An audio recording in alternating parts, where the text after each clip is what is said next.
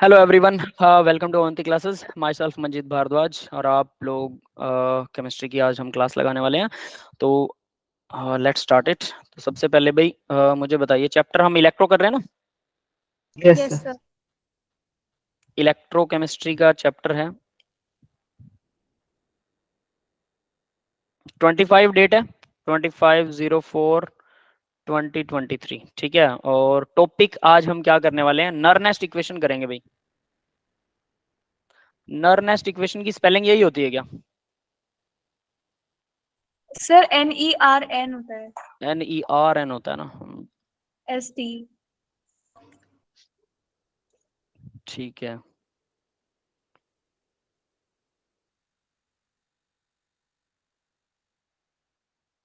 नर nest equation, ठीक है, हम नर नेस्ट इक्वेशन करने वाले हैं। बहुत इंपॉर्टेंट है ये, और इसी के ऊपर न्यूमेरिकल आएंगे बहुत सारे। तो चलिए स्टार्ट करते हैं इसको। ठीक है, उससे पहले एक डाउट था कि रिवर्स ऑस्मोसिस का डाउट था ना? ठीक है, यस पहले सर। रिवर्स ऑस्मोसिस को उठाते हैं बेटा। ठीक है, RO, रिवर्स ऑस्मोसिस। ठीक है, क्या होता है रिवर्स ऑस्मोसिस में? तो देखिए, सबसे पहले बस आपको एक चीज पता होनी चाहिए, ऑस्मोसिस क्या होती है। ठीक है, ऑस्मोसिस में क्या होता है कि एक सेमी परमिएबल मेम्ब्रेन, ठीक है, जैसे हमारी जो सेल्स होती हैं, एनिमल सेल्स होती हैं, वो भी सेमी परमिएबल मेम्ब्रेन होती है, सेमी परमिएबल मेम्ब्रेन। ठीक है, इसमें बहुत सारे छोटे छोटे होल्स होते हैं, लेकिन ये होल सारी चीजों को पार नहीं जाने देते हैं। अगर आपके पास जनरली देखो, जनरल केस क्या होता है, आम तौर पर आम धारणा जो है वो होती है, कोई भी चीज हाई कंसंट्रेशन से लो कंसंट्रेशन में कोई भी चीज फ्लो करती है, ऊपर से पानी नीचे की तरफ फ्लो करता है। लेकिन यहाँ उल्टा होने वाला है, हाई कंसंट्रेशन का आपके पास में कोई सॉल्यूशन है, इस तरफ आपके पास लो कंसंट्रेशन का सॉल्यूशन है। सॉल्यूशन की कंसंट्रेशन लो हो सकती है, जीरो हो सकती है। ठीक है, तो यहाँ पर लो कंसंट्रेशन या कंसंट्रेशन जीरो भी हो सकती है, ये सॉल्यूशन है। तो जनरली क्या होता है, कोई चीज हाई से लो में जाता है, कोई भी चीज हाई टू लो के अंदर जाती है ना?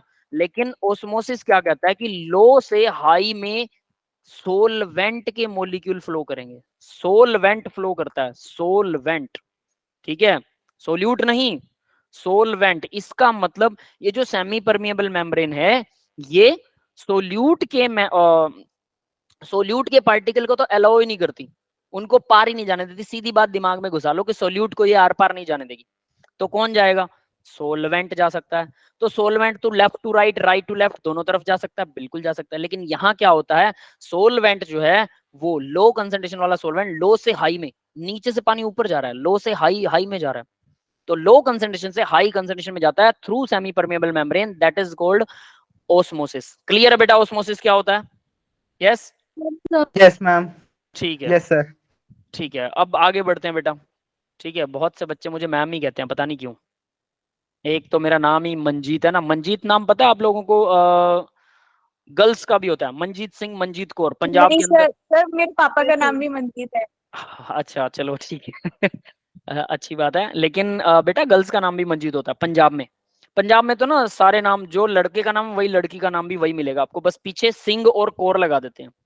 ठीक है, सिंह लगा है तो लड़का है, कौर लगा है तो लड़की है, मंजीत सिंह, मंजीत कौर। ठीक है, हमारे पड़ोस में एक गुड़िया रहती है, उसका नाम मंजीत है। ठीक है, मैंने फर्स्ट जिस स्कूल में पढ़ाया वहां पर भी एक लड़की का नाम मंजीत था। और बहुत से बच्चे होते हैं उनके फादर के नेम भी मंजीत, मैंने डेफिनेटली सुने हैं, जैसे अंशिका के फादर का नाम भी मंजीत है ना? तो मे बी, तो दोनों नाम चलते हैं, लेकिन पंजाब में लड़कियों के नाम भी मंजीत होते हैं।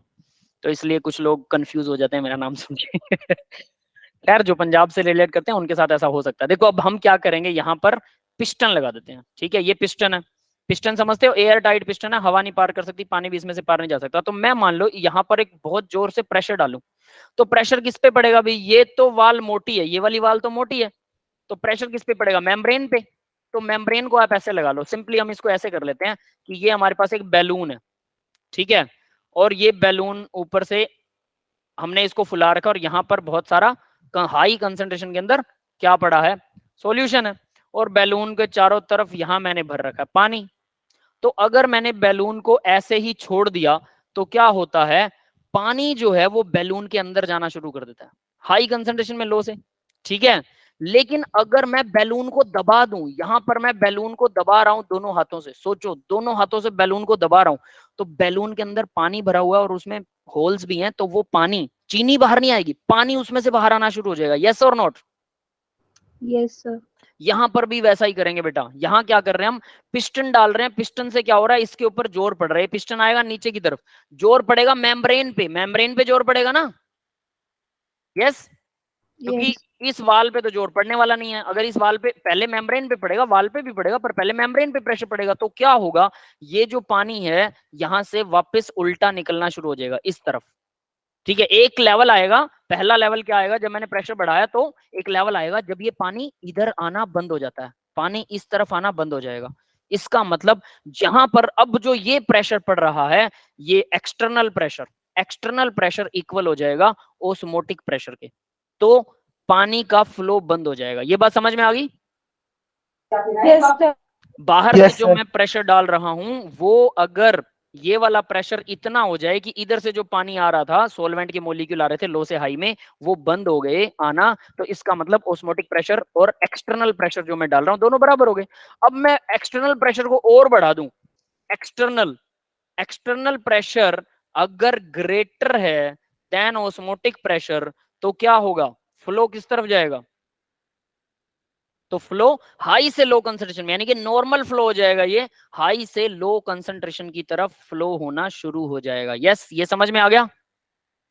Yes sir. यानी ओस्मोसिस के उल्टा हो गया, that is called reverse osmosis, reverse reverse osmosis, इसी को बोलते हैं आरओ। आपका जो आरओ का पानी होता है, फिल्टर्ड पानी, वो आरओ का मतलब ये रिवर्स ऑस्मोसिस से जो पानी निकला है। तो समुद्र के पानी को या किसी भी तरह के खराब पानी को आप आसानी से इस टेक्निक से ठीक कर सकते हैं, साफ कर सकते हैं। यस, क्लियर हो गया रिवर्स ऑस्मोसिस क्या होता है?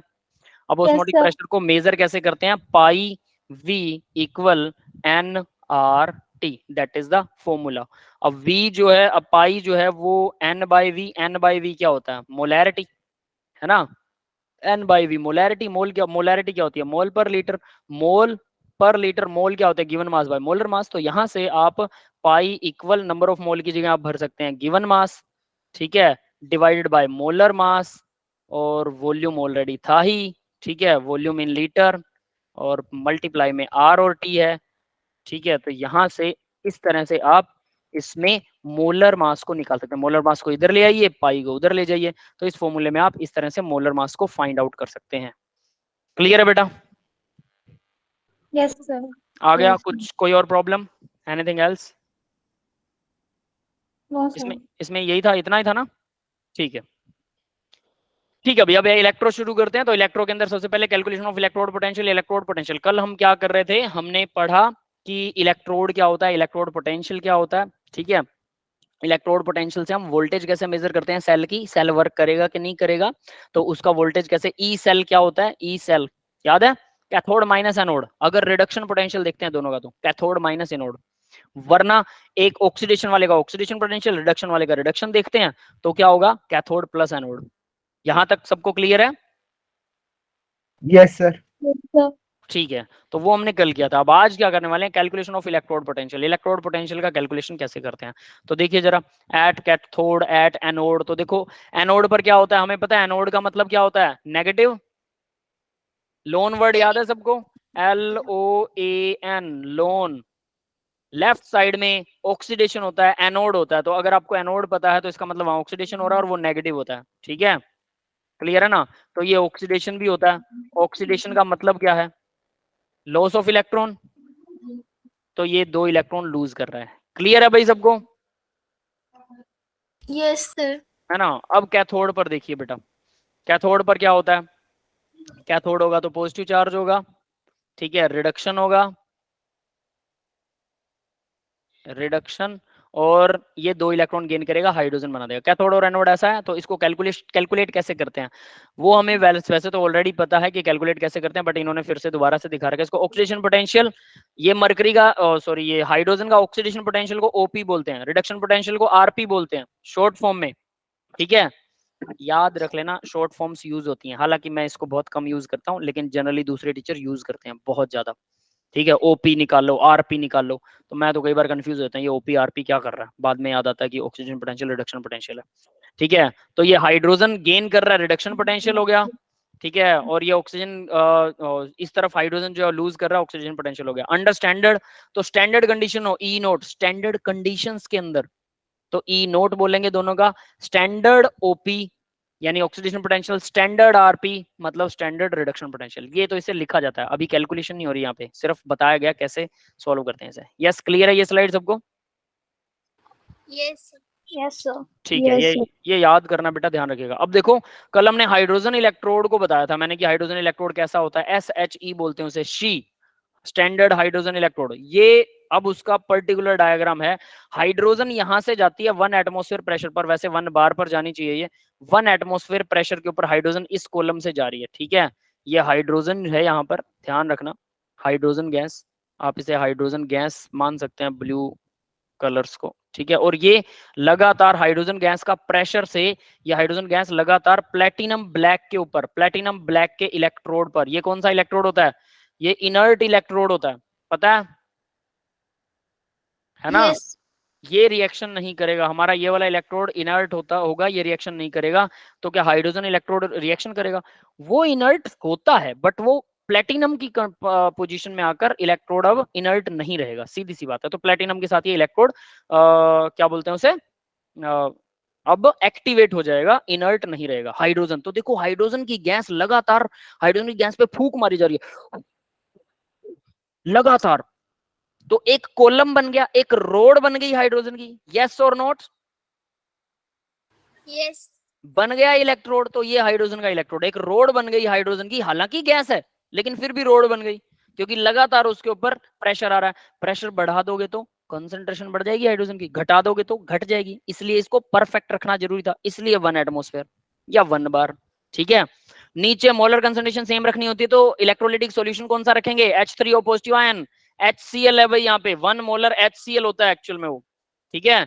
यहाँ पर HCl लेते हैं हम, 1 मोलर H3O पॉजिटिव आयन का मतलब है कि एसिड है, acid H positive ion donate करता है, वाटर उसको गेन कर लेता है, H3O पॉजिटिव हाइड्रोनियम आयन बनता है, 1 मोलर सॉल्यूशन, 1 मोल पर लीटर। यस गाइस, ये क्लियर है सबको, यस और नॉट बेटा जल्दी बताइए। Yes, sir. यस और Yes, इसको, इसके पोटेंशियल को हम मानते हैं, इसका ऑक्सीडेशन और इसका रिडक्शन दोनों ही 0 माने जाते हैं, ऑक्सीडेशन पोटेंशियल, रिडक्शन पोटेंशियल, और इसको बोलते हैं SHE, माना जाता है ये। क्या ये होता है 0? नहीं, बट इसे मान लिया गया है रेफरेंस की तरह, समझ में आ गया Yes, Okay, sir. है ना, दैट इज इट। तो इसको याद रखिएगा, ये इलेक्ट्रोड बनाना भी आ जाता होता है पेपर के अंदर, जो आपके बोर्ड के एग्जाम है उसमें कई बार इलेक्ट्रोड बनवा लेते हैं ये लोग। आगे बढ़ते हैं बेटा अब इसी में, ठीक है। 0 एट ऑल टेम्परेचर्स, इसको reference potential is taken as 0 at all temperatures, इसको सभी टेम्परेचर्स के ऊपर 0 माना जाता है, ये भी एक इंपॉर्टेंट वाली बात है, ये नहीं कि सिर्फ एक ही टेम्परेचर पे 0 मानते हैं, एट ऑल टेम्परेचर्स, इसको इंपॉर्टेंट मार्क कर रहा हूं, ठीक है। आगे बढ़ते हैं। To calculate the standard potential of any other electrode of a cell coupled with the standard hydrogen electrode SHE, the potential measured that the give the value of the electrode potential in the, अब देखो बाकी सबको इसी से compare करते हैं, सीधी सी बात है। इलेक्ट्रोड लिया हमने जिंक का, SHE कैथोड पर गया, एनोड पर जिंक है, ये कैसे है, क्या हमेशा एनोड पर होगा, क्या हाइड्रोजन हमेशा कैथोड पर होगा, नहीं, वो डिपेंड करेगा उसके अगेंस्ट कौन है, जिंक हाइड्रोजन को इलेक्ट्रॉन डोनेट करता है, जिंक हाइड्रोजन को इलेक्ट्रॉन डोनेट कर रहा है, इसका मतलब यहाँ पर अगर मैं एक छोटा सा सेल बनाता हूँ, ठीक है, तो इस सेल के अंदर ये मान लीजिए कि मेरे पास क्या है, ये इलेक्ट्रोड है हाइड्रोजन वाला SHE, ठीक है, जिसके अंदर HCl है यहाँ पर, ठीक है, HCl, और ये इलेक्ट्रोड है मेरे पास कॉपर वाला, ठीक है। दोनों को अगर मैं दोनों को जोड़ रहा हूं, ठीक है, ये कॉपर कह रहा हूं, सॉरी जिंक, ये है जिंक, दोनों को जोड़ रहा हूं तो डेफिनेटली जिंक हाइड्रोजन को इलेक्ट्रोड देगा, तो जिंक क्या होगा, यहां पर ये नेगेटिव आएगा, एनोड होगा और ऑक्सीडेशन होगा, मतलब ये लॉस ऑफ इलेक्ट्रॉन करेगा। समझ में आ गया बेटा ये सबको? जिंक हाइड्रोजन के मुकाबले ऐसा करता है, तो जिंक इलेक्ट्रोड बीच में आ गया, साल्ट ब्रिज और साथ में SHE, तो साल्ट ब्रिज हमने डाला नहीं, ये लो साल्ट ब्रिज भी इसके अंदर डाल देते हैं, ठीक है भाई, क्लियर है ये? yes, sir. इसमें कुछ नहीं बदला अपन ने, सिर्फ कॉपर को हटा के हाइड्रोजन इलेक्ट्रोड डाल दिया, और अब हमने इसको जब चेक किया तो उसका ऑक्सीडेशन पोटेंशियल कितना निकल रहा था, जिंक 2 पॉजिटिव। देखो ऑक्सीडेशन रिडक्शन को कैसे चेक करते हैं, यहां ध्यान देना, ये 100 लगा हो जो जिंक 2 पॉजिटिव, जिंक बना रहा है, मतलब जिंक ने 2 इलेक्ट्रॉन गेन कर लिए, गेन कर रहा है ना, ये जिंक 2 पॉजिटिव से जिंक बन रहा है, तो ये हो गया रिडक्शन पोटेंशियल। यस क्लियर है भाई सबको? ये Yes, बात sir. समझ में आई? अब देखिए यहाँ क्या हो रहा है, नीचे वाले केस में देखो अब क्या हो रहा है, ई नोट के लिए जिंक से जिंक 2 पॉजिटिव बन रहा है, लॉस ऑफ इलेक्ट्रॉन, इसका मतलब ऑक्सीडेशन पोटेंशियल। तो जिंक का ऑक्सीडेशन पोटेंशियल होता है 0.76 और रिडक्शन पोटेंशियल होता है -0.76। सिर्फ साइन बदलता है, पोटेंशियल वही रहता है, साइन बदल जाता है। क्लियर है? Yes, Yes, reduction sir. वाला हमेशा नेगेटिव होगा। नहीं नहीं नहीं, ऐसा नहीं है। रिडक्शन पोटेंशियल किसी का पॉजिटिव भी हो सकता है, नेगेटिव भी हो सकता है, कुछ भी। जो हाइड्रोजन को, देखो बेटा ऐसे है, अगर कोई हाइड्रोजन को इलेक्ट्रॉन दे रहा है तो उसका रिडक्शन हमेशा नेगेटिव होगा। अगर कोई हाइड्रोजन को इलेक्ट्रॉन दे रहा है, ये जैसे हाइड्रोजन को इलेक्ट्रॉन दे रहा है तो इसका मतलब ऑक्सीडेशन करेगा। जो भी हाइड्रोजन के सामने ऑक्सीडेशन करेगा उसका हमेशा नेगेटिव रहेगा रिडक्शन पोटेंशियल। यस, क्लियर है? Yes, sir. एक और बात बताइए दोबारा। हाँ बताता हूँ बेटा, देखो हाइड्रोजन के अगेंस्ट रखते हैं, ठीक है, ये इलेक्ट्रोकेमिकल सीरीज के अंदर भी मैं आपको बताऊंगा। हाइड्रोजन के अगेंस्ट जब भी किसी को रखते हैं और वो हाइड्रोजन को इलेक्ट्रॉन डोनेट करे, इसका मतलब वो हाइड्रोजन के सामने क्या कर रहा है, ऑक्सीडेशन कर रहा है, तो उसका ऑक्सीडेशन पॉजिटिव मिलेगा, रिडक्शन निकालोगे तो वो नेगेटिव मिलेगा, उल्टा हो जाएगा। ठीक है, यानी जो ऑक्सीडेशन करता है हाइड्रोजन के अगेंस्ट, ऐसे याद रख सकते हो, चॉइस आपकी है कैसे भी याद रखो। या फिर मैंने जो बोला था ना, जो सेल आपको दिया था गैल्वेनिक सेल, जिंक और कॉपर वाला, उसको याद कर लो, बात ही खत्म है। उसमें तो दोनों ही चीजें आ जाती हैं, ऑक्सीडेशन और रिडक्शन पोटेंशियल वहां पर हमने लिखा था, है ना। तो उसके अंदर रिडक्शन, दोनों का रिडक्शन ही लिख रखा था। जिंक का रिडक्शन था -0.76 और कॉपर का कितना था, +0.34। तो इसका मतलब अगर किसी का रिडक्शन पोटेंशियल माइनस में आता है तो यहां से याद रखना, किसी का भी रिडक्शन पोटेंशियल माइनस में हो, रिडक्शन वाला, और हमेशा रिडक्शन ही देखते हैं, मैंने कल भी बहुत जोर लगा के बात बोली थी कि याद रखना इंपॉर्टेंट है, हमेशा रिडक्शन देखा जाता है। अगर किसी का ऑक्सीडेशन है तो जज्बात पलट जाएंगे, सब पलट जाएगा, समझ गए ना, बहुत ध्यान से देखना इसको। तो हमेशा रिडक्शन पोटेंशियल देखा जाता है, तो अगर कोई किसी का रिडक्शन पोटेंशियल माइनस है, इसका मतलब वो हाइड्रोजन को इलेक्ट्रॉन दे रहा है। और अगर किसी का रिडक्शन पोटेंशियल प्लस है, तो इसका मतलब हाइड्रोजन से इलेक्ट्रॉन ले रहा है। कॉपर का रिडक्शन पोटेंशियल जो था वो प्लस का था, इसका मतलब अगर कॉपर को आप हाइड्रोजन के सामने रखते हो तो कॉपर क्या करेगा, यहां पर बनाएंगे हाइड्रोजन, ठीक है, ये हाइड्रोजन है, और यहां पर जो है इस तरफ आएगा कॉपर का रोड, ये आ गया कॉपर का रोड, समझ में आ गया बेटा। इसको ऐसे बनाएंगे, हाइड्रोजन का तो 0 होता है, ठीक है, और कॉपर का इतना होता है प्लस का 0.34। इस तरह से ये रिडक्शन पोटेंशियल की वैल्यू से हम बता सकते हैं कि हाइड्रोजन के अगेंस्ट कोई क्या कर रहा है, हाइड्रोजन के अगेंस्ट, समझ गए। तो रिडक्शन पोटेंशियल हमेशा सबका नेगेटिव नहीं होगा। कॉपर का क्या है आपके सामने, रिडक्शन पोटेंशियल ही है, प्लस है। क्यों प्लस है, क्योंकि वो हाइड्रोजन से इलेक्ट्रॉन ले रहा है, जो हाइड्रोजन से ले रहा है इलेक्ट्रॉन उसका प्लस, जो हाइड्रोजन को डोनेट कर रहा है उसका माइनस। क्रिस्टल क्लियर है ये बात, बहुत कामयाब, बहुत इंपॉर्टेंट बात है, बहुत काम की बात है। यस बेटा, सबको समझ में आ गई? Yes, sir. इसमें हाँ, इसमें गड़बड़ नहीं होनी चाहिए बिल्कुल भी, क्लियर है ना। ठीक है, तो अब आपको यहाँ पता है कि जिंक जो है उसका रिडक्शन पोटेंशियल तो माइनस में है, और इसका किसी भी चीज का अगर एक चीज पता लग जाए, रिडक्शन पता लग जाए, तो ऑक्सीडेशन के लिए साइन बदल दो, ऑक्सीडेशन पता है तो रिडक्शन निकाल लो, साइन बदल दो, बस साइन बदलना है, हमें एक चीज पता होनी चाहिए। और वो चीज कैसे पता लगेगी, कैलकुलेट तो नहीं की जा सकती, कुछ एक फॉर्मूला में बहुत सारी चीजें दी हो तो आप कैलकुलेट कर सकते हैं, वो आपको गिवन होगी जनरली, ठीक है। और अगर गिवन नहीं है तो कैलकुलेशन के लिए कोई ना कोई फॉर्मूला भी आपको दिया होगा, डोंट वरी, ठीक है। तो चलिए भाई, अब आगे बढ़ते हैं। तो ये बात समझ में आ गई होगी सभी को, है ना। चलिए अब नेक्स्ट देखते हैं। तो ये ऑक्सीडेशन और रिडक्शन, जनरली हम रिडक्शन ही लेते हैं, ऑक्सीडेशन नहीं लेते, याद रख लेना, ऑक्सीडेशन को बहुत रेयरली यूज किया जाता है फॉर्मूलाज के अंदर। अब आगे बढ़ते हैं बेटा, नेक्स्ट इलेक्ट्रोकेमिकल सीरीज। हाँ भाई, अब आती है बात इलेक्ट्रोकेमिकल सीरीज की। तो अब हमें मैंने बोला ना कि ये निकालना तो बहुत मुश्किल है, पहले हमें ये पता होना चाहिए। तो कैसे पता होगा, सभी को एक्सपेरिमेंटली हाइड्रोजन के साथ रख रख के सबका इलेक्ट्रोड, सभी इलेक्ट्रोड्स का ऑक्सीडेशन और रिडक्शन पोटेंशियल निकाल लिया गया है, ठीक है, सभी का। तो हमने जो निकाला तो भी हमने फाइंड आउट किया, उसके लिए हम लोगों ने क्या किया, एक इलेक्ट्रोकेमिकल सीरीज बना ली जिसके अंदर अपकमिंग ऊपर से नीचे, नीचे से ऊपर, इस तरह से इलेक्ट्रोड पोटेंशियल सभी के हमने निकाल लिए। यस गाइस, क्लियर है बेटा ये बात? Yes, sir. Clear. ठीक है, तो उन सभी को, वो सभी इलेक्ट्रोड पोटेंशियल्स के लिए मैं आप लोगों को एक वो शो कर देता हूं, ठीक है, डायग्राम। यहाँ डायग्राम डाला नहीं ना स्लाइड्स के अंदर, रुकिए जरा, उस डायग्राम को, वेट ए मोमेंट, चलिए मैं वो डायग्राम आपके सामने खुद ही बना के वो थोड़ा सा आपके सामने शो कर देते हैं। तो वो डायग्राम आपको शो कर रहा हूँ कि उसके अंदर आपको पता लग जाएगा कि वो है क्या चीज, और उससे आपको बेनिफिट भी मिल जाएगा, और वो आपको याद भी करना है, याद रख लेना, ठीक है। दैट इज द डायग्राम, ये वो डायग्राम है। अरे इसको अब सेलेक्ट कैसे करते हैं, चलो जैसा हो गया ठीक है। ये डायग्राम है भाई इलेक्ट्रोकेमिकल सीरीज का। इलेक्ट्रोकेमिकल सीरीज क्या है अब मैं बता देता हूँ। Electrochemical series, what is electrochemical series? सभी मेटल्स के जो, मतलब जितनी की कामयाब जो भी हमारे काम की मेटल्स हैं, सभी मेटल्स के हमने हाइड्रोजन स्टैंडर्ड इलेक्ट्रोड के अगेंस्ट जो इलेक्ट्रोड पोटेंशियल निकले उनको सीरीज में लगा देना, उनको सीरीज में लगा देना, that is called electrochemical series. समझ में आया?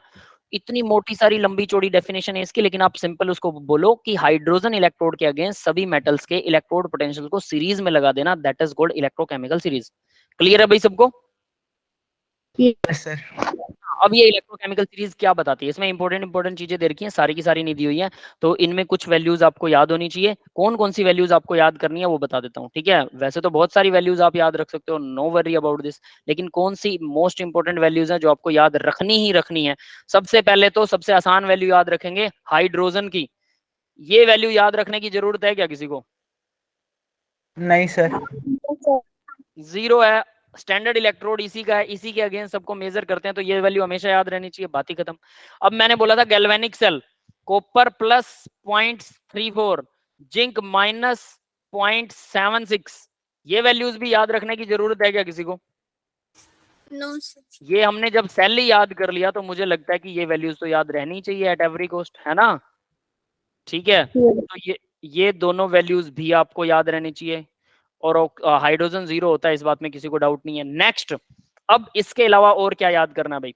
आयरन की दो वैल्यूज हैं, दोनों अपने आप में अलग हैं और बहुत खतरनाक लेवल वाली वैल्यूज हैं। आयरन 3 पॉजिटिव से अगर आयरन 1 इलेक्ट्रॉन गेन करके 2 पॉजिटिव बनता है, सबका रिडक्शन है, याद रख लेना, सबका रिडक्शन पोटेंशियल दिखा रखा है, ऑक्सीडेशन किसी का नहीं है।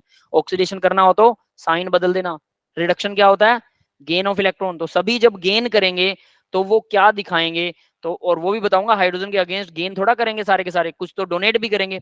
जो हाइड्रोजन के अगेंस्ट डोनेट कर रहे हैं उनका ऑक्सीडेशन पोटेंशियल माइनस में है, क्योंकि वो डोनेट करते हैं, और हमने दिखा रखा उल्टा, तो माइनस दिखा दिया। क्लियर है? ये बात समझ में आई? अभी इस पे बहुत सारी डिस्कशन करने वाला हूं मैं। अब देखो, तो आयरन जब भी ऐसा करता है तो ये भी अब आपको वैल्यू याद रखनी है, 0.77 पॉजिटिव, 3 पॉजिटिव से 2 पॉजिटिव बन रहा है, यानी 2 पॉजिटिव से जब 3 पॉजिटिव बनेगा, उल्टा करेंगे ऑक्सीडेशन में वैसा आएगा ना, ये रिडक्शन है। और आयरन का ही, जब आयरन, यहां मैं मार्क कर देता हूं, चलो इसको, ठीक है, ऐसे करके, जब आयरन 2 पॉजिटिव से 2 इलेक्ट्रॉन गेन करके डायरेक्टली न्यूट्रल बन जाता है, तो वो आता है 0.44 माइनस का। एक प्लस का है, एक माइनस का है, बस आयरन की ये खास बात है, इसलिए इसको याद रखना है, याद रह जाएगा। यस। Yes sir.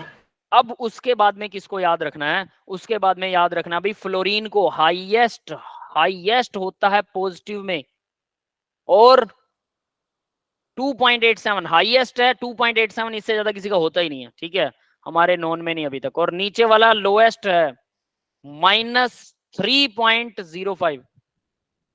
क्लियर है? लिथियम का, तो लिथियम आयन बैटरी का सबने नाम सुना होगा, यस और नॉट? Yes yes sir. क्योंकि लिथियम का ये पोटेंशियल सबसे ज्यादा होता है, तो इससे जो बैटरी बनेगी, पोटेंशियल का मतलब समझते हो ना, पावर टू अट्रैक्ट और पावर टू डोनेट, कितना जोर से वो डोनेट करना चाहता है, कितना जोर से वो खींचना चाहता है, ये वो पावर दिखाई गई है, ठीक है। सबका रिडक्शन पोटेंशियल है, तो सबका इलेक्ट्रॉन को एक्सेप्ट करने की टेंडेंसी दिखाई गई है। एक्सेप्ट में नेगेटिव है, इसका मतलब डोनेट में ज्यादा है उसकी, एक्सेप्ट में नहीं है। एक्सेप्ट में नेगेटिव का मतलब माइनस में, इसका मतलब डोनेट करना चाहता बहुत स्ट्रांगली। कितना स्ट्रांगली? 3.05 से 5 की पावर से, मतलब इतना वोल्ट समझ लो आप इसे, है ना। वैसे ये वोल्ट नहीं होता, वो दोनों को माइनस कैथोड माइनस एनोड करने पर वोल्टेज आती है, ठीक है, बट एटलीस्ट ईएमएफ है, इलेक्ट्रोमोटिव फोर्स। सर हाँ बेटा। सर लिथियम का अगर सबसे नेगेटिव है तो इतना अच्छा रिएक्टिव क्यों नहीं होता सीजियम और बाकियों के against? Yes, that is the very good question. ठीक है, अब देखिए जरा, आपको मैं सिंपल चीज बताता हूँ, सभी की अपनी अपनी प्रॉपर्टी होती है, इसका रीजन भी बताऊंगा, खैर जो साइंटिफिक रीजन है वो भी बताऊंगा, लेकिन उससे पहले एक कॉमन चीज बताता हूँ आपको। आपको पता है ग्लास, शीशा देखा ना यस सभी सर। ने, ग्लास, ग्लास को डिसोल्व करने वाला एसिड कौन सा होता है? Aqua regia. नहीं नहीं नहीं, वो तो सोने को डिसोल्व करता है, प्लेटिनम और गोल्ड, वो नहीं। ग्लास को डिसोल्व पता है कौन कर सकता है? Acid, HF। HF एक ऐसा एसिड है, HF एक ऐसा एसिड है जो ग्लास को डिसोल्व कर सकता है, ग्लास इसमें घुल जाता है, घुल जाता है। और बेस कौन सा है जो ग्लास को डिसोल्व कर सकता है? NaOH। NaOH। ये पता आपको, कैसे पता भैया? सर क्योंकि HF अगर ये तो उसका भी कोई स्ट्रॉन्ग बेस ही होगा तभी डिसॉल्व करेगा। अच्छा, तुक्का लगा है।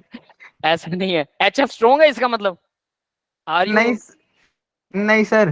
imagining that HF is the strong acid? No. नहीं सर, एक्चुअली मेरे को ये आता ना कि जैसे सिलिकॉन वाले एग्जांपल से मुझे आता है कि सिलिकॉन दो के साथ रिएक्ट करता है, HF और NaOH के हाँ साथ। हाँ हाँ हाँ हाँ हाँ हाँ हाँ, बिल्कुल बिल्कुल। और सिलिकॉन ही होता है ग्लास में, मोस्ट ऑफ द पार्ट उसमें सिलिकॉन का कॉम्प्लेक्स से मॉलिक्यूल्स होते हैं, दो तीन मिक्सचर होता है ग्लास। ठीक है, तो इसलिए आप अंदाजा लगा सकते हो, सही है। अब देखो HF में क्या खास होता है, फ्लोरीन नेगेटिव आयन।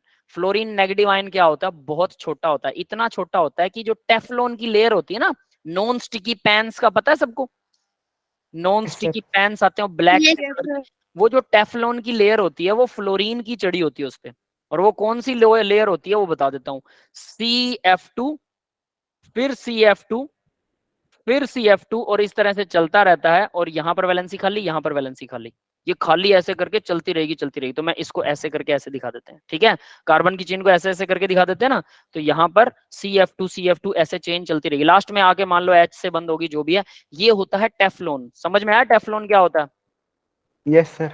+2 में डिटेल में पढ़ेंगे, अभी मेरे से इसकी डिटेल मत मांगना, आप ही के लेसन में आएगा, सब कुछ बताऊंगा, ठीक है। लेकिन अभी हम जिस लेसन पे हैं वो उसको करते हैं। तो टेफ्लॉन की लेयर को सबसे स्मूथेस्ट लेयर माना जाता है, ये किसी से चिपकती नहीं है, नॉन स्टिकी पैन्स इसी से मिलकर बनते हैं। वैसे ये खाने में अच्छी नहीं होती है, मैं साफ बात बोल देता हूँ, नॉन स्टिकी पैन के चक्कर में मत रहो, लोहे के बर्तन यूज कर लो। अगर लोहा चिपक भी रहा है लेकिन कुछ ना कुछ लोहा आपकी बॉडी में जा रहा है, वो अच्छा होता है।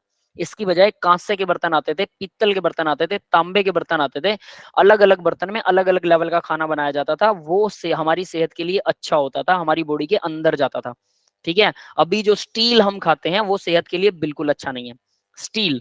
लेकिन एक और चीज हम खाते थे, एल्यूमिनियम के बर्तन बनने लगे, एल्यूमिनियम के कढ़ाई बनने लगी, एल्यूमिनियम के कुकर आ गए, प्रेशर कुकर, वो बहुत ज्यादा खराब है, बहुत ही ज्यादा, ठीक है। स्पेशली जो अभी तक की रिसर्चेज हुई हैं उसके अंदर जो गोडे दर्द होते हैं बुढ़ापे में लेडीज के, तो उन्होंने प्रेशर कुकर से खाना खाया होता है, एल्यूमिनियम उनकी बॉडी में एल्यूमिनियम बढ़ जाता है। इसके अलावा कुछ और भी कॉम्प्लिकेशंस आते हैं, ठीक है, मेडिकल लाइन में बहुत सारे हैं, मुझे बहुत ज्यादा याद नहीं है, लेकिन एक वन ऑफ द प्रॉब्लम मुझे अच्छे से याद है। इस यानी कि ये चीजें अच्छी नहीं है खाने में, स्टील भी अच्छा नहीं है, बट कंपेरेटिव टू एल्यूमिनियम ठीक है, एल्यूमिनियम के मुकाबले ठीक है। तो फिर क्या अच्छा है खाने में, कांसे के बर्तन होते थे भाई, तांबे के बर्तन होते थे, पित्तल के बर्तन होते थे, पता हो अगर आपको, उनमें खाना खाया जाता था, बनाया भी उन्हीं में जाता था। लोहे की कढ़ाई भी होती थी, लोहे की कढ़ाई में खट्टी चीजें नहीं बनाई जाती थी, ठीक है। तांबे में पित्तल में भी खट्टी चीजों से परहेज किया जाता था। तो खट्टी चीजों के लिए अलग तरह के बर्तन होते थे। कुल्हड़, दाल बनाई जाती थी कुल्हड़ में, कुल्हड़ मतलब मिट्टी के बर्तन में दाल बनाई जाती थी, समझ रहे हो? Yes sir. मिट्टी के बर्तन में, वो हमारे लिए बहुत पौष्टिक होते थे, बहुत ज्यादा न्यूट्रिशनल वैल्यू होती थी। अभी आप लोगों को लगेगा कि ऐसा कैसे, हम अब भी तो हम अच्छी चीजें खाते हैं।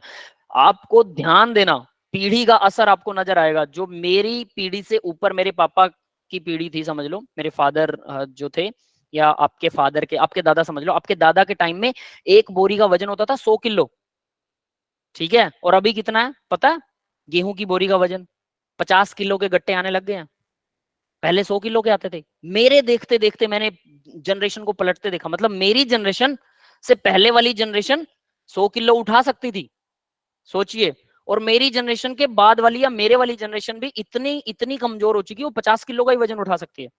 अब आपको लगेगा कि ऐसा कैसे हो सकता है, 100 किलो तो नहीं उठेगा किसी से भी, हमसे नहीं उठता। आप लोगों में अंदर बॉडी में जान नहीं रही है, ये मान लीजिए। बॉडी उतनी ही रहेगी, शरीर देखने में सेम है, लेकिन अंदर जान नहीं है। कैसे आएगी जान, मसल कैसे स्ट्रांग होंगे?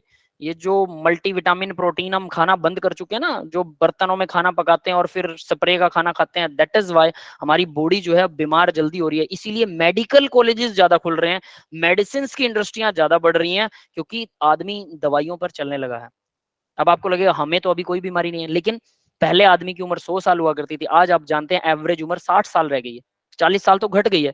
तो भाई इसका मतलब 40 साल की उम्र के बाद में बीमारियां आना शुरू हो जाती हैं इंसान में, दैट इज द रीजन। समझ में आया? तो HF में फ्लोरीन बहुत छोटा होता है। अब हम अपने टॉपिक पे आते हैं, बहुत छोटा होता है। ये छोटा होने की वजह से फ्लोरीन जो है उसके अंदर कोई घुस नहीं सकता, वो स्मूथ लेयर बनाता है, और ये स्मूथ लेयर कांच को भी काट देती है, NaOH भी कांच को काट देता है। ठीक है, अब बात करते हैं कि हम अब क्या ये स्ट्रोंगेस्ट एसिड है? नो, नहीं HF सर, से स्ट्रोंग होता है HCl, HCl से HCl। स्ट्रोंग होता है HI, HI सबसे स्ट्रोंग है इसी सीरीज में। Fluorine, chlorine, bromine, iodine, iodine वाला एसिड सबसे स्ट्रोंग होता है। समझ गए? यानी कि ये स्ट्रोंग एसिड तो नहीं है। H2SO4 और भी स्ट्रोंग है, सबसे स्ट्रोंग है। तो क्या H2SO4 गिलास को पिघला देगा? नहीं पिघला सकता। तो क्या strength is the parameter to check whether it will dissolve glass or not? No, it's no not sir. like that। अब इसके लिए एग्जांपल बताता हूँ। जैसे इन्होंने पूछा ना प्रणब ने कि सर लिथियम मतलब स्ट्रोंगली रिएक्ट क्यों नहीं करता? रिएक्शन करना और इलेक्ट्रॉन को डोनेट करने की टेंडेंसी होना, दोनों में फर्क है। कैसे? जैसे मान लो कि राजा है, राजा से डरता है मंत्री, मंत्री से डरता है सिपाही, सिपाही से डरता है आम आदमी, आम आदमी से कौन डरेगा?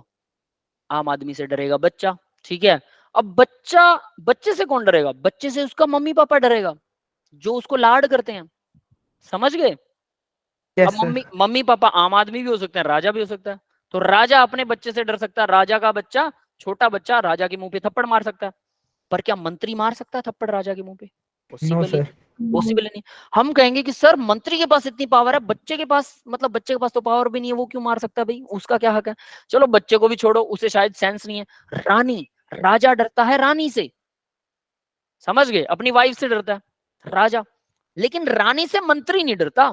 जितना राजा से मंत्री डरता है, उतना मंत्री रानी से नहीं डरता, बिकॉज वो उन कामों में उसकी हेल्प नहीं करती, उन कामों को लीड नहीं करती रानी, जिन कामों को राजा लीड करता है। उसे उससे कोई लेना देना नहीं है, डिपार्टमेंट अलग है। अगर किसी का डिपार्टमेंट ही अलग है, भले उसके वो पावरफुल हो, उसका हस्बैंड पावरफुल है रानी का, लेकिन रानी इतनी पावरफुल नहीं है कि मंत्री को आदेश दे सके।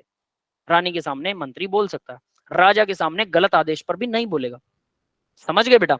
लाइक दैट यहां पर भी ऐसा ही है। अब लिथियम काम कैसे करता है, इसका साइंटिफिक रीजन समझा देता हूं। लिथियम जब एक इलेक्ट्रॉन छोड़ देता है तो पॉजिटिव आयन बन जाता है। पॉजिटिव आयन बनने के बाद जब इसको पानी में छोड़ा जाता है, तो पानी इसके चारों तरफ, ऑक्सीजन पे नेगेटिव होता है ना, स्लाइटली नेगेटिव, ऐसा होता है, yes sir. Slightly positive slightly negative. तो ऑक्सीजन की साइड से, ऑक्सीजन वाली साइड से पानी इसके साथ जुड़ जाता है। ठीक है, ऑक्सीजन वाली साइड से।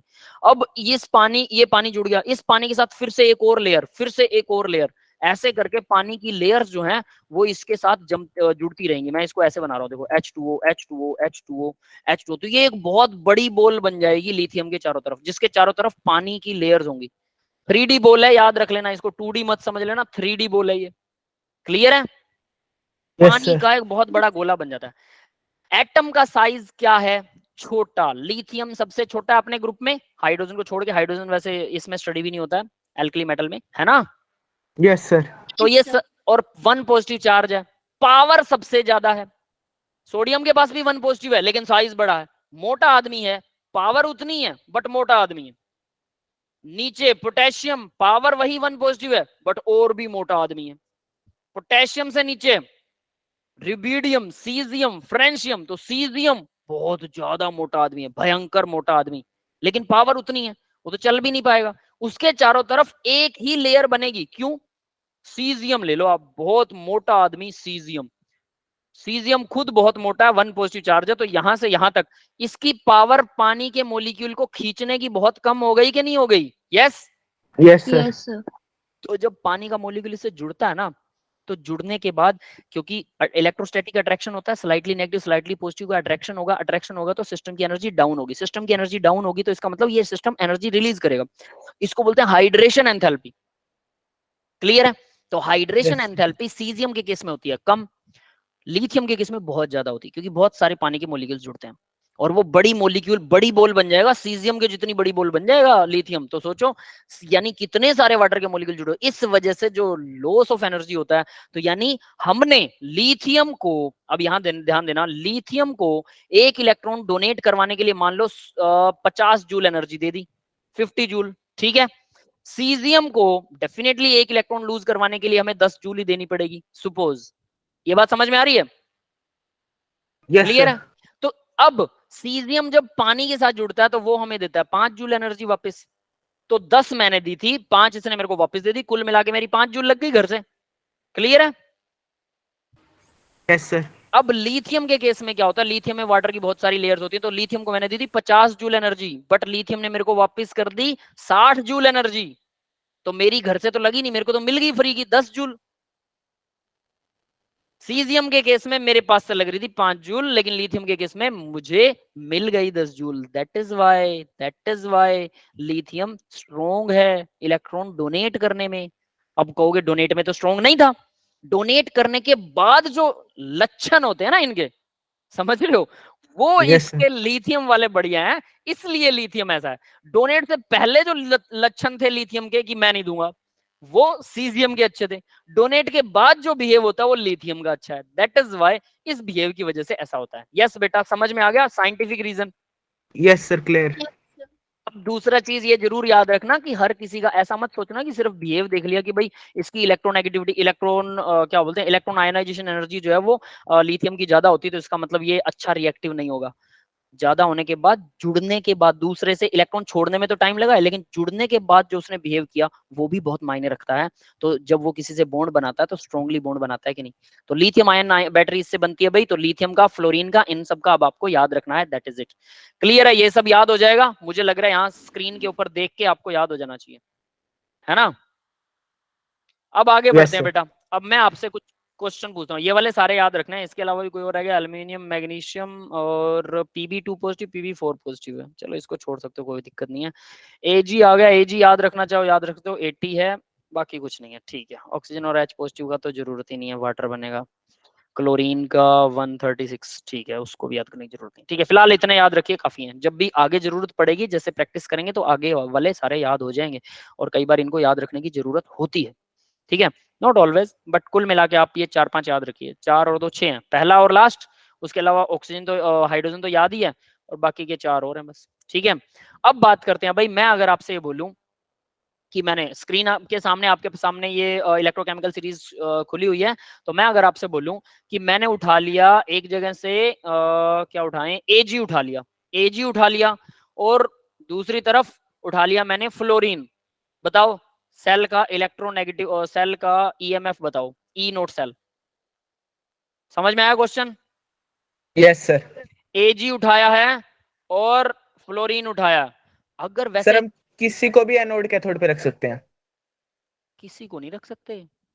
नहीं जो सर, इलेक्ट्रॉन जस्ट डोनेट करेगा वो एनोड होगा, जो एक्सेप्ट करेगा वो कैथोड होगा। देखो अब फ्लोरीन और Ag में कौन एनोड होगा कौन कैथोड होगा, थोड़ा सा दिमाग लगा के कोशिश कीजिए, फिर मैं आपको बताऊंगा, फिर आसान हो जाएगा, पहले क्वेश्चन के बाद सब आसान हो जाएगा। सर यहाँ इस केस में एनोड तो फ्लोरीन होगा ना? एनोड होगा फ्लोरीन आपके अकॉर्डिंग, ठीक है। कैसे होगा बताओगे? सर मतलब वो ज्यादा इजीली इलेक्ट्रॉन एक्सेप्ट कर लेगा तो एनोड होगा, डोनेट करने की टेंडेंसी जिसकी ज्यादा है वो होता है एनोड। सर सर F2 एजी, कैथोड होगा। सर एजी को अगर हम एनोड पे रखें तो उसका ईएमएफ पॉजिटिव आ रहा है तो सेल वर्क करेगा।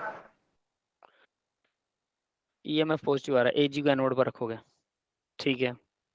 ठीक है, आपने सॉल्व करके देखा? देखो मैं सीधी बात बताता हूँ, मैंने क्या कहा था, रिडक्शन पोटेंशियल अगर आप देखते हैं, रिडक्शन पोटेंशियल, ठीक है, तो क्या है, ये सारों के रिडक्शन पोटेंशियल ही दे रखे हैं, अब ये भी मैंने बता चुका हूँ।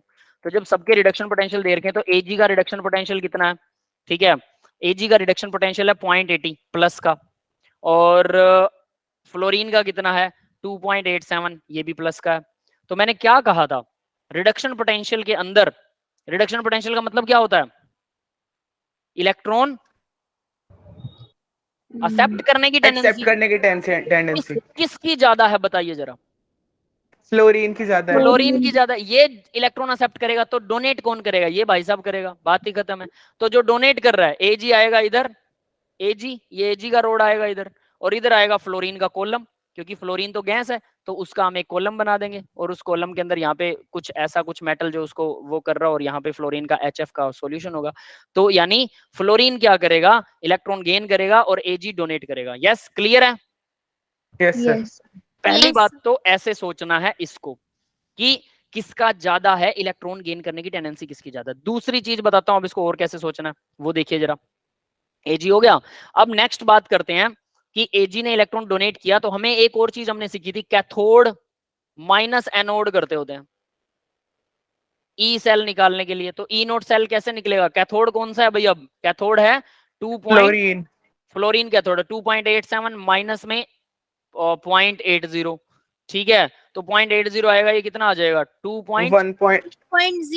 2.07 है ना। तो ये क्या बन गया? इतने वोल्ट, यानी कि ईएमएफ सेल का सही काम कर रहा है, यहां से भी अंदाजा होगा। और ये प्लस में आ रहा है, प्लस में आएगा मतलब सेल काम करेगा, तो ये सेल ऐसे ही काम करेगा। क्लियर है? Yes sir. Yes. ठीक है। अब ये तो था एक चीज, एक एग्जांपल। अब मैं दोनों माइनस वाले ले रहा हूं, समझ में आ गया? प्लस वालों को कैसे देखना है? Yes sir. लॉजिक याद रखिए, कोई चक्कर नहीं है, बाद में आप इसकी ट्रिक बना सकते हैं, वो एक अलग बात है, लेकिन पहले लॉजिक याद रखें। अब मैं माइनस वाले ले रहा हूं दोनों। मैंने लिया एक आयरन को, माइनस वाला आयरन जो नीचे दे रखा है, और जिंक भी उसी के साथ दे रखा है। देखो माइनस वाला आयरन लिया -0.44, ठीक है। और ये क्या है? आयरन 2 से आयरन बन रहा है, ठीक है। और दूसरा मैंने ले लिया जिंक, जिंक 2 से जिंक बन रहा है, तो वो माइनस का 0.76 है। बताओ इसके अंदर कौन एनोड होगा, कौन कैथोड होगा? सर जिंक एनोड होगा और आयरन कैथोड होगा। इलेक्ट्रॉन, ये दोनों रिडक्शन पोटेंशियल है, याद रख लेना, रिडक्शन पोटेंशियल्स हैं दोनों। सर जिंक को एनोड पे रखते हैं ना, क्योंकि उसके इलेक्ट्रॉन देने की टेंडेंसी ज्यादा है आयरन से। जिंक की इलेक्ट्रॉन डोनेट करने की टेंडेंसी आयरन से ज्यादा है। कैसे पता लगा? देखो ये इसका रिडक्शन पोटेंशियल, रिडक्शन पोटेंशियल का मतलब इलेक्ट्रॉन गेन करने की टेंडेंसी। इलेक्ट्रॉन गेन करने की टेंडेंसी कम किसकी है? जिंक की। जिंक की। बट ये तो ज्यादा दिख रहा है, माइनस में जो ज्यादा होता है एक्चुअल में वो कम होता है। तो यानी कि जिंक इलेक्ट्रॉन लेना नहीं चाहता, ये समझ में आ गया? आयरन के मुकाबले तो नहीं लेना चाहता, तो इसका मतलब जिंक रहेगा एनोड के ऊपर। यहां पर आएगा जिंक रोड, ये है जिंक रोड, और दूसरी तरफ आएगा कॉपर रोड। इन दोनों को कॉपर कह रहा हूं, सॉरी, आयरन रोड, ठीक है। और दोनों को मिला दो तो जिंक क्या है? एनोड हो गया। ये हो गया कैथोड। तो कैथोड कौन सा? आयरन।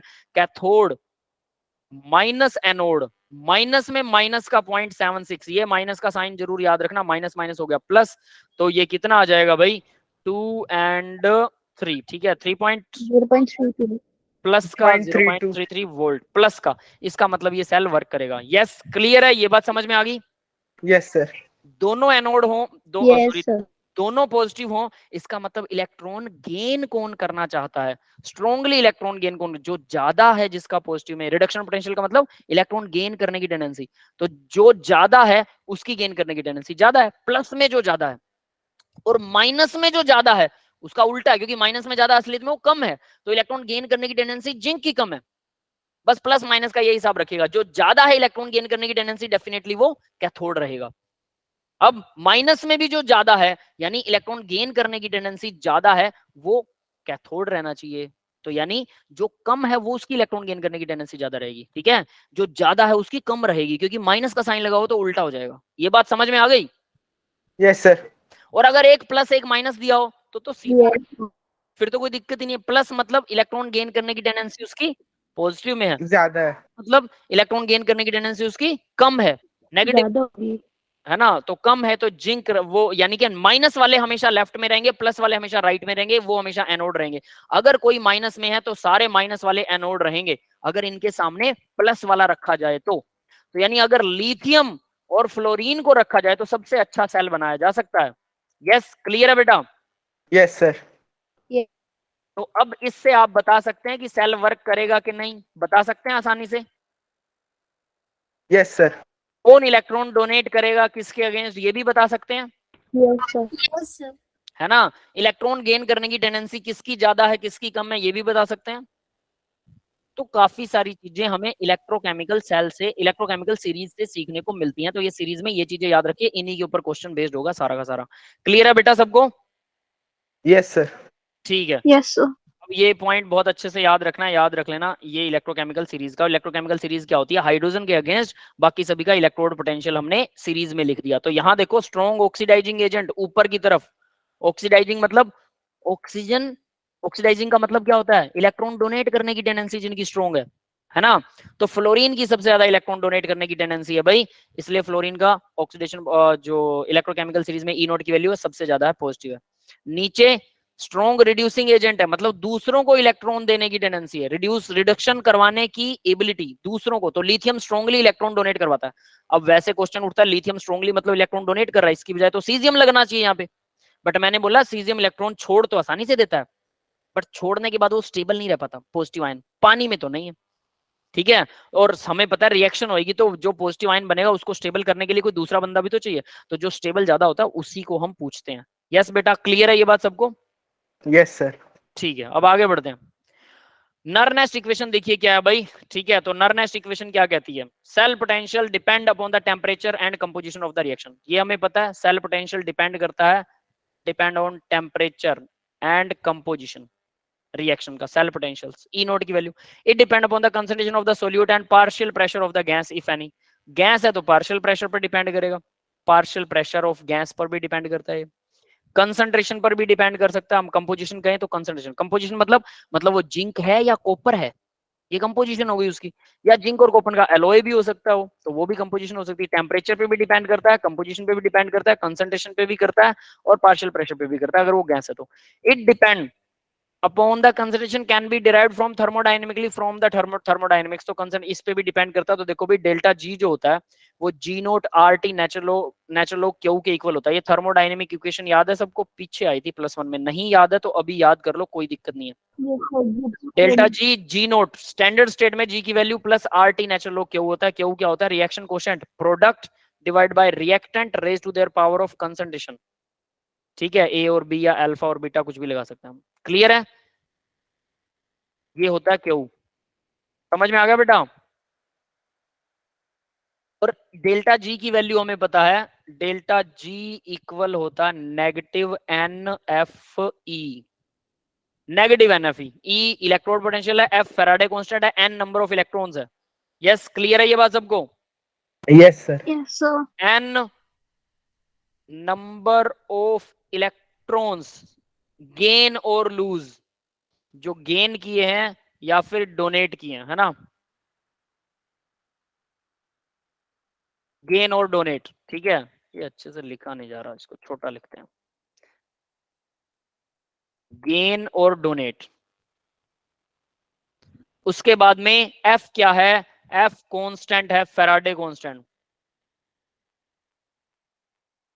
फैराडे कांस्टेंट है भाई। इसकी स्पेलिंग मुझे पता नहीं सही है कि गलत है, फैराडे की देख लेना, ठीक है।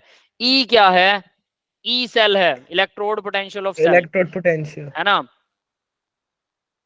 ये इलेक्ट्रोड पोटेंशियल है, इलेक्ट्रोड पोटेंशियल, दैट्स इट, ठीक है भाई। तो ये नेगेटिव एनएफई होता है डेल्टा जी। और यहां देखो, यहां क्या था? डेल्टा जी नोट था तो एनएफई नोट आ गया, मतलब standard state, E naught standard state में। आर टी नेचुरल लॉग को लॉग में कन्वर्ट करने के लिए 2.303 से मल्टीप्लाई करते हैं, R T same to same है, लॉग क्यू आ गया, ठीक है। तो ये ऊपर वाला ही फॉर्मूले को इसने यहां पर पुट कर दिया। तो यहां से हमने ई की वैल्यू निकाल ली। ई क्या आएगा? E equal E note, NF से एनएफ लेफ्ट राइट लेके गए, जो भी इन्होंने किया, कटिंग शटिंग जो भी किया, E naught minus 2.303 R T by nF log Q. यहां तक समझ में आया? ये डेरिवेशन होगी, नरनेस्ट इक्वेशन बन गई, बस बात खत्म। सर रिएक्शन क्वेश्चन क्या होता है? रिएक्शन कोशेंट बताता हूं बेटा। रिएक्शन कोशेंट होता है इक्विलिब्रियम के अंदर, ठीक है। मान लो ए है, ए से बन रहा है बी, ठीक है, और बी से वापस ए बन रहा है। तो मान लो इसकी कंसंट्रेशन है 40%, इसकी कंसंट्रेशन है 60%, हमेशा 50-50 तो होते नहीं है ये, ठीक है। ये इक्विलिब्रियम आ गया। अब हम इक्विलिब्रियम में प्रोडक्ट की कंसंट्रेशन यानी बी की concentration raise to their power of coefficient, मान लो यहाँ पे 2 लगा हुआ है, यहाँ पे लगा 3, 3 ए से 2 भी बनते हैं, तो इसकी पावर ऑफ कोफिशिएंट आ जाएगा, डिवाइडेड बाय रिएक्टेंट की concentration raise to their power of coefficient, that is called Q. समझ में आ गया? तो इक्विलिब्रियम कांस्टेंट होता है ना? वो तब होता है जब वो रिएक्शन इक्विलिब्रियम पर हो। अगर अच्छा रिएक्शन सर, ठीक है, ठीक इक्विलिब्रियम है। पर, हाँ याद आ गया, ठीक है। यस सर, आ गया। अगर रिएक्शन इक्विलिब्रियम पर नहीं है और उस टाइम पर यही कंसंट्रेशन निकाल दी जाए तो हम उसको बोलते हैं रिएक्शन कोशेंट, ठीक है। तो ये वही दे रखा यस है, सर। ठीक है। तो अब देखते हैं टेक। अब देखो भाई, अब यहाँ इनकी कुछ वैल्यूज भरेंगे ताकि इसको थोड़ा और सॉल्व कर सके। टेम्परेचर 298 केल्विन ले लिया, आर की वैल्यू 8.30314 जूल पर मोल पर केल्विन ले ली। एफ की वैल्यू जो है वो 96,478 समथिंग होता है, ठीक है। ये होता है 95478 ऐसा कुछ होता है, ठीक है, एग्जैक्ट वैल्यू इसकी। लेकिन इसको 96,500 ले लेते हैं, ठीक है, ओवरऑल। तो ये अब आपको याद रखनी है, you should have to learn this, ठीक है। इन सब की वैल्यूज को कैलकुलेट करते हैं, फिलअप करते हैं। तो E equal E naught minus 0.059 divide by n log Q. तो ये जो बना अब आपके सामने, ये भी नर्नेस्ट इक्वेशन ही है। जो पहले रेड कलर में बॉक्स था, अब मैं इसको ग्रीन कलर में बॉक्स कर रहा हूं। ये है नर्नेस्ट इक्वेशन की डेरिवेशन। यस बेटा, समझ में आ गई सबको? Yes sir. अब ये कहती क्या है? ये कहती है कि अगर आपको किसी का ई सेल जो है, ई यस सर। इलेक्ट्रोड पोटेंशियल की वैल्यू, ये ई सेल नहीं है, ये सेल का नहीं है, याद रखना, ठीक है। इलेक्ट्रोड पोटेंशियल की वैल्यू अगर आपको स्टैंडर्ड स्टेट में पता है और आपने स्टैंडर्ड स्टेट बदल दी, मतलब टेम्परेचर बदल दिया, प्रेशर बदल दिया, हालांकि हमने टेम्परेचर को यहाँ फिक्स ले लिया है ना, कोई बात नहीं, बट बदल सकते हैं। टेम्परेचर फिक्स मतलब ऊपर वाली इक्वेशन में भर दो, वो ऊपर वाली इक्वेशन भी वही है, ठीक है, दिस वन। तो अगर आप टेम्परेचर को बदल देते हैं, कंसंट्रेशन को बदल देते हैं, तो स्टैंडर्ड स्टेट वाली तो कंडीशन नहीं रहेगी। तो स्टैंडर्ड से क्या होगा? स्टैंडर्ड से वो माइनस हो जाएगी, कम हो जाएगी। कितनी?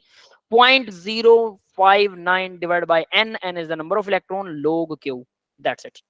यस भाई, क्लियर है सबको? N is the number of transferred electron बोल सकते हैं, या गेन या डोनेट बोल सकते हैं। क्यू रिएक्शन कोशेंट है। Non can be used to calculate the potential of the standard non standard condition. Standard को तो हमें पता होना चाहिए, बट नॉन स्टैंडर्ड कंडीशन में भी उसको कैलकुलेट कर सकते हैं। टेम्परेचर कम ज्यादा करने पर सेल काम कितना करेगा? आपने देखा होगा कि कई बार घड़ी का सेल खत्म हो जाता है, तो अगर उसको 2 घंटे धूप में रख दो, थोड़ा सा गर्म कर दो, तो रेट ऑफ रिएक्शन बढ़ जाता है गर्म करने से, तो यस सर। काम करने लगता है, थोड़ा सा काम करने लग जाता है ना। हम वो कहते हैं ना कि हम लोग तो निचोड़ लेते हैं सेल वगैरह को घर पे, कि जब तक थोड़ा बहुत काम कर रहा है तब तक 2-3 दिन और निकालो। तो लाइक दैट ऐसा रियलिटी में होता है कि रेट ऑफ रिएक्शन बढ़ जाता है थोड़ा सा टेम्परेचर हाई करने से। That is the thing. Clear है भाई? ये बात सबको समझ में आ गई? Yes sir. ठीक है, तो अब आगे बढ़ते हैं। तो ये आ गई आपकी नर्नेस्ट इक्वेशन। इक्वेशन को मैंने बॉक्स कर दिया है। आपको डेरिवेशन आए ना आए, भाड़ में जाए, लेकिन इक्वेशन तो याद रहनी ही चाहिए। मैं बार बार बोलता हूं, इक्वेशन फिंगर टिप्स पे होनी चाहिए, फॉर्मूला फिंगर टिप्स पे होना चाहिए, और न्यूमेरिकल प्रैक्टिस होने चाहिए। ये दोनों चीजें होनी चाहिए, बस 2 ही चीजें चाहिए। फिजिकल केमिस्ट्री 2 ही चीजों पर टिकी हुई है, फॉर्मूला फिंगर टिप्स पे और न्यूमेरिकल की प्रैक्टिस कर रखी हो, तो देखते ही समझ में आएगा कौन सा फॉर्मूला लगाना है। देखते ही समझ में आ गया, फटाफट न्यूमेरिकल आंसर निकालो, बात आंसर आपके हाथ में। इतनी आसान होती है फिजिकल केमिस्ट्री। डेरिवेशन मत करो, नहीं आती तो। फॉर्मूला समझ में आ रहा है, रटा लगाओ। और मैंने बता दिया कि स्टैंडर्ड स्टेट के अलावा जब निकालते हैं तो ऐसे करते हैं। और वहां इक्वेशन वैसे तो देखो, delta G equal G naught R T natural log Q है, सीधी सी बात है। एन एफ ई भर दो, ई की वैल्यू निकाल लो, जो भी कटिंग शटिंग करनी है, दैट्स ऑल। क्लियर है बेटा सबको? Yes sir. ठीक है। एप्लीकेशन ऑफ द नर्नेस्ट इक्वेशन, तो देखो एप्लीकेशन क्या दिखा रही है। नर्नेस्ट इक्वेशन इलेक्ट्रोड पोटेंशियल, मेटल है, मेटल पर एन पॉजिटिव चार्ज है, 2 इलेक्ट्रॉन, एन इलेक्ट्रॉन इसने गेन किया, मेटल सॉलिड बन गया। तो रिडक्शन पोटेंशियल निकाल रहे हैं, याद रख लेना इसका, रिडक्शन पोटेंशियल। रिडक्शन पोटेंशियल क्या होता है भाई? इसने गेन किया ना इलेक्ट्रॉन, तो रिडक्शन ही निकलेगा। प्रोडक्ट, प्रोडक्ट मेटल है divided by reactant, reactant metal का पॉजिटिव आयन है। Product bye reactant, natural log वही लगा हुआ, आरटी एनएफ माइनस। ये भी नर्नेस्ट इक्वेशन है, RT divide by NF, E note RT NF minus natural log this one this one.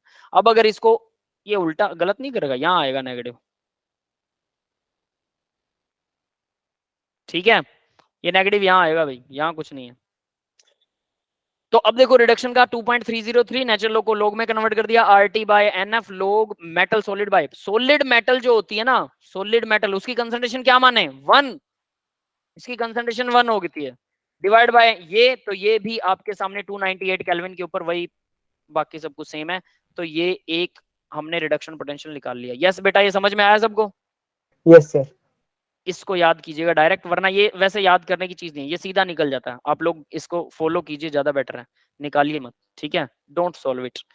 आगे बढ़ते हैं अब इसी में। नेक्स्ट, हाइड्रोजन इलेक्ट्रोड के लिए कैसे निकलेगा? प्रोडक्ट बाय रिएक्टेंट, बस हमें यही याद रखना है। अब ये क्या हो रहा है? अभी इलेक्ट्रॉन डोनेट कर रहा है, डोनेट कर रहा है, यहाँ देखो H 2 इलेक्ट्रॉन डोनेट कर रहा है, ठीक है ना, 2 पॉजिटिव था तो 2 इलेक्ट्रॉन डोनेट कर रहा है, 1 2, ऊपर 2 लगा रखा है, ये क्या कर रखा है इन्होंने, ये कुछ गड़बड़ कर रखी है, 2 2 पॉजिटिव ऐसा लगेगा, ठीक है, डिवाइडेड बाय, नहीं इसकी पावर लगेगी, ठीक है ठीक है। देखो क्या होता है भाई, raise to their power of coefficient 2 है ना बाहर, तो ये 2 कोफिशिएंट जो है पावर बन गया, क्लियर है, ये जरूर ध्यान रखना, यस सर। किसी किसी में बनता है, डिवाइडेड बाय, अब नीचे क्या लगाएं, ये हाइड्रोजन गैस लगा दें, बट यहाँ क्योंकि हाइड्रोजन गैस प्रेशर में थी तो प्रेशर ऑफ हाइड्रोजन गैस लगा दिया, product reactant, product divide by reactant, लोग वही, बाकी सारा फॉर्मूला सेम टू सेम है, ठीक है, ये हाइड्रोजन के लिए है। नेक्स्ट देखो मेटल, मेटल के लिए जिंक 2 इलेक्ट्रॉन गेन कर रहा है, सीधा जिंक प्रोडक्ट सॉलिड है 1 आएगा इसके लिए, प्योर फॉर्म में है, डिवाइड बाय रिएक्टेंट, रिएक्टेंट क्या है, zinc 2 positive ion, 2 positive ion आ गया, एन जो 2 इलेक्ट्रॉन गेन कर रहा था वो तो यहाँ लिखा जाएगा, ये आ गया 2 1 बाय लोग, ये सेम टू सेम वही इक्वेशन फिर से इसके लिए लिख दी, सबका रिडक्शन, इसका रिडक्शन लिख रखा है, हाइड्रोजन का क्या था, ये ऑक्सीडेशन पोटेंशियल है, ऑक्सीडेशन। यहाँ ऑक्सीडेशन लगेगा, ऑक्स लगा रहा हूँ, ऑक्सीडेशन याद रख लेना, ये गलती मत करना, ध्यान से, किसी का ऑक्सीडेशन निकला किसी का रिडक्शन, यहाँ हाइड्रोजन क्या कर रही है, ये रिडक्शन है रिड्यूस हो हाइड्रोजन रही का, है। रिडक्शन है हाइड्रोजन का, तो क्या आएगा, प्रोडक्ट हाइड्रोजन गैस का प्रेशर, रिएक्टेंट में हाइड्रोजन पॉजिटिव आयन, लेकिन उसका स्केयर हो जाएगा क्योंकि यहाँ 2 लगा हुआ है, बैलेंसिंग में 2 लग गया, बैलेंस जरूर होनी चाहिए ये रिएक्शन, अगर बैलेंस नहीं है तो फिर गड़बड़ हो जाएगी, क्लियर है बेटा? Yes sir. सबके वही Yes, बार बार sir. एक ही इक्वेशन आ रही है, नथिंग स्पेशल। रिडॉक्स इलेक्ट्रोड्स के अंदर मान लीजिए Mn2 पॉजिटिव है और यहाँ पर बन गया MnO4 नेगेटिव, H पॉजिटिव और 5 इलेक्ट्रॉन है, तो 5 इलेक्ट्रॉन को तो हम नीचे लगा ही देंगे, उसमें कोई दिक्कत नहीं है, नीचे 5 इलेक्ट्रॉन लगा दिया, 0.059 लोग, MnO4 1 नेगेटिव और H पॉजिटिव 8 थे तो उसकी पावर 8 बना दी, क्लियर है? बैलेंस्ड इक्वेशन के अंदर कैसे भी इलेक्ट्रोड पोटेंशियल इसका भी निकाल सकते हैं, और ये ऑक्सीडेशन है, क्यों? क्योंकि इलेक्ट्रॉन लॉस हो रहे हैं, लॉस ऑफ इलेक्ट्रॉन ऑक्सीडेशन होता है, तो ऑक्स ऑक्स लगा रखा है, क्लियर है बेटा सबको? Yes sir. Same to same है, रिएक्शन को देखना ध्यान से सीखिए, Yes. एग्जांपल को लिख कर देख लिए, इक्विलिब्रियम इन एन केमिकल, तो देखो इक्विलिब्रियम केमिकल, इलेक्ट्रोकेमिकल सेल के अंदर इक्विलिब्रियम कैसे निकालते हैं, चलो 5 मिनट और पढ़ाऊंगा बस, फिर खत्म करेंगे इसको। देखो भाई डेल्टा जी होता है NFE, delta G NFE standard state है तो स्टैंडर्ड लगेगी, फ्रॉम द थर्मोडायनेमिक रिलेशन, ये भी हमें पता है, नेचुरल लॉग क्यू होता है वो, RT natural log Q, at equilibrium delta G की वैल्यू होती है 0, तो इक्विलिब्रियम पर डेल्टा जी की वैल्यू 0 है, तो यहाँ पर डेल्टा जी की वैल्यू स्टैंडर्ड स्टेट में अगर मैं 0 भर दूं, क्लियर है, और यहाँ पर भी 0 भर दूं, ऐसा कुछ हम करने वाले हैं, तो देखो क्या होगा, E cell 0 will be on no use, 0 का तो कोई यूज ही नहीं होगा, है ना, डेल्टा जी इक्वल RT, तो हमने क्या किया, ई डेल्टा जी की वैल्यू 0 भर दी, स्टैंडर्ड स्टेट में डेल्टा जी की वैल्यू 0 नहीं हो सकती, अब इसका कोई रीजन बता सकता है मेरे को, इक्वल नॉट 0,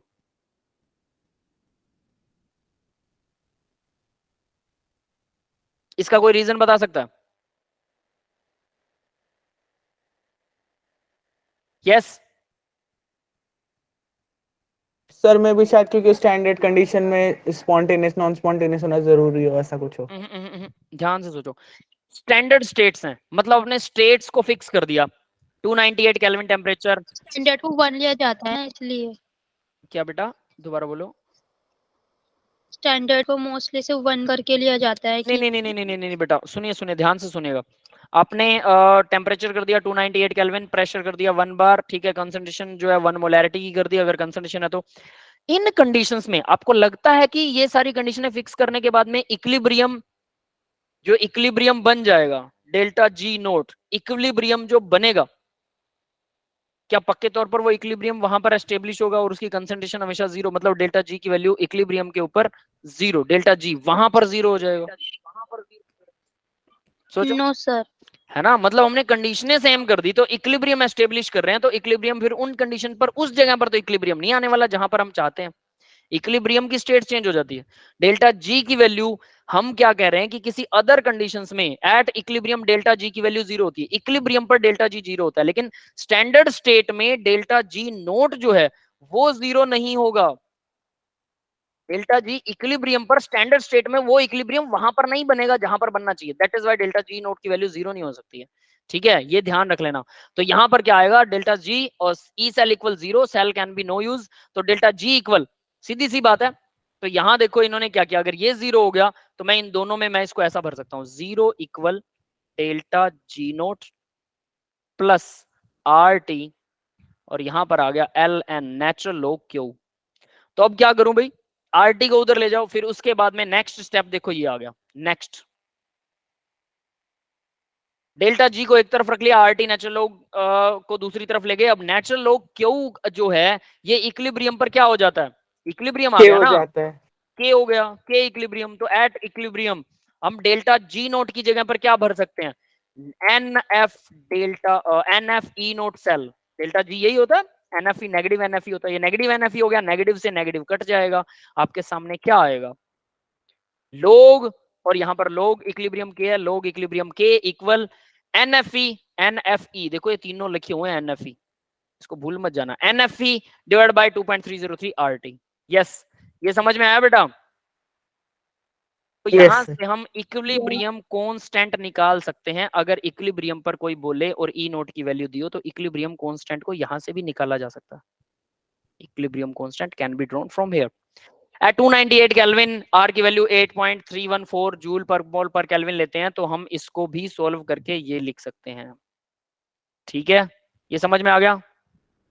यस सर। ये भी फॉर्मूला है, सिंपल सिंपल है, सीधा याद कीजिए, कोई दिक्कत नहीं, और डायरेक्टली क्वेश्चन सॉल्व करके देखिए, और इसमें कोई आनी जानी है नहीं। ठीक है, अब आगे भी एक क्वेश्चन है, क्वेश्चन नंबर 8 इन्होंने दे रखा, एक्सरसाइज 8, पता नहीं कहां से 8 उठाया, जो भी है। आयरन से जिंक 2 पॉजिटिव, जिंक बन गया, आयरन 2 पॉजिटिव बन गया, और यहाँ वो बोल रहा है ई की वैल्यू 25 डिग्री सेल्सियस के ऊपर इतने वोल्ट, सेल की, ई सेल की वैल्यू दे रखी है इसने, ई सेल, ई नोट सेल, स्टैंडर्ड स्टेट्स में इतने वोल्ट वैल्यू आती है 25 डिग्री सेल्सियस पर, सारी स्टैंडर्ड स्टेट है। Equilibrium concentration iron, what will be the equilibrium concentration, यानी कि के ई क्यू इक्विलिब्रियम की वैल्यू आपको एक हिसाब से निकालनी है, आयरन की कंसंट्रेशन, आयरन की कंसंट्रेशन निकालनी है के इक्विलिब्रियम के ऊपर, यानी इक्विलिब्रियम दे रखा है उसने एक हिसाब से कि इक्विलिब्रियम में है, और आयरन की कंसंट्रेशन निकालनी है। प्रोडक्ट बाय रिएक्टेंट होता है हमें पता है, iron 2 positive divide by Z N 2 positive. Yes, clear है, ये बात समझ में आई यस सर। है ना।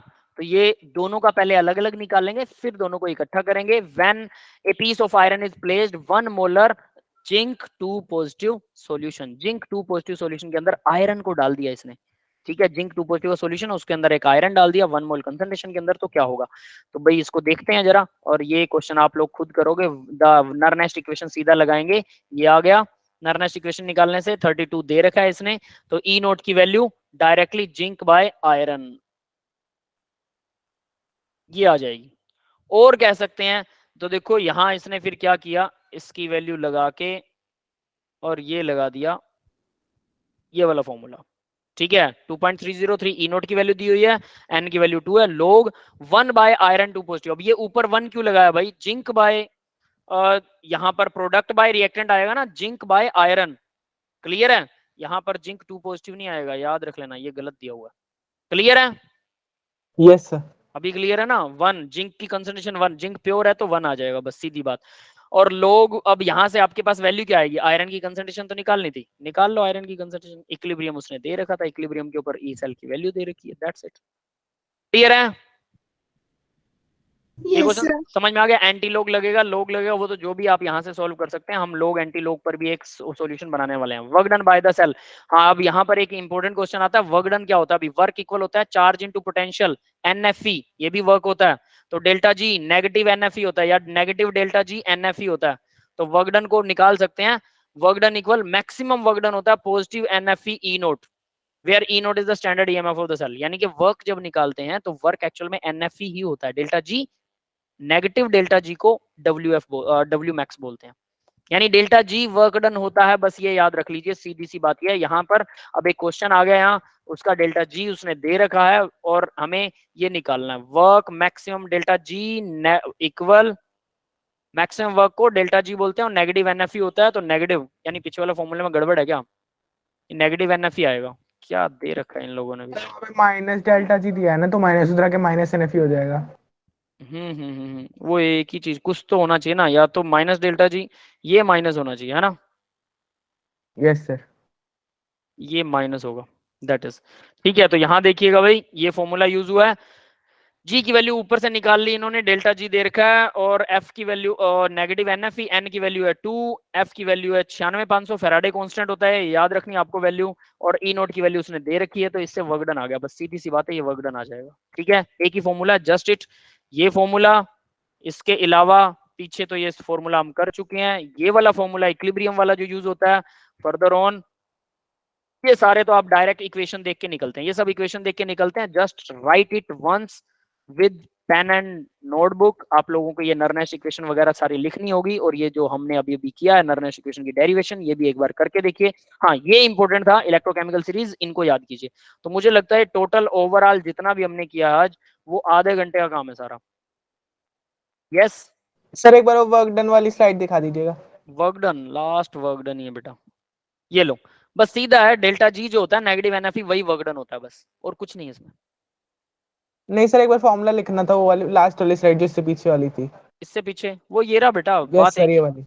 वो आगे वाली में तो फॉर्मूला लिखा हुआ है, चार्ज इनटू पोटेंशियल वाला फॉर्मूला लिख रहे हो क्या, NFE, एक ही यस चीज है सर। वो। हाँ, वो एक ही चीज है, कोई दिक्कत नहीं है। ठीक है भाई, अब मैं रिकॉर्डिंग ऑफ कर रहा हूँ, किसी का डाउट है तो डाउट पूछिए फटाफट।